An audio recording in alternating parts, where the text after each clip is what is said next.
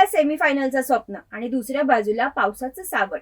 T20 विश्वचषक 2026 मध्ये आज पाकिस्तानसाठी करो या मरोची लढाई आहे. इंग्लंडने न्यूझीलंडला नमवून पाकिस्तानला ताटात वाढून संधी तर दिली आहे, पण खरी मेजवानी अजून लांब आहे. चला तर मग समजून घेऊया पाकिस्तानचं हे अवघड समीकरण. पाकिस्तान समोर आज श्रीलंकेचं आव्हान आहे. श्रीलंकेचा गाशा आधीच गुंडाळला गेला असला तरी ते पाकिस्तानचा खेळ बिघडवू शकतात. सध्या न्यूझीलंड 3 गुणांवर आहे आणि पाकिस्तान फक्त 1 गुणावर. जर पाकिस्तान आज जिंकलं तर त्यांचेही 3 गुण होतील.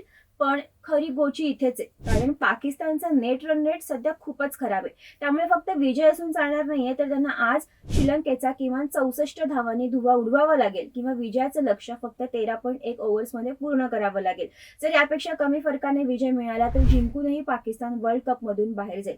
पण यात सर्वात मोठा विलन कोण ठरू शकतो, तर तो म्हणजे पाऊस. जर पल्लेक्केलेमध्ये पावसाने एंट्री घेतली आणि सामना रद्द झाला तर दोन्ही संघांना 1-1 पॉइंट मिळेल. अशा स्थितीत न्यूझीलंड 4 गुणांसह थेट सेमीफायनल मध्ये पोहोचेल आणि पाकिस्तानचा परतीचा प्रवास सुरू होईल. सुदैवाने हवामान खात्याचा अंदाज म्हणतोय की पल्लेक्केलमध्ये आज पावसाची शक्यता तशी कमीच आहे. म्हणजेच मैदानावर दूध का दूध आणि पाणी का पाणी होणार हे नक्की. मित्रांनो, तुम्हाला काय वाटतं? पाकिस्तान आज श्रीलंकेला मोठ्या फरकाने नमवून सेमीफायनल मध्ये धडक मारणार की पुन्हा एकदा घरची वाट धरणार?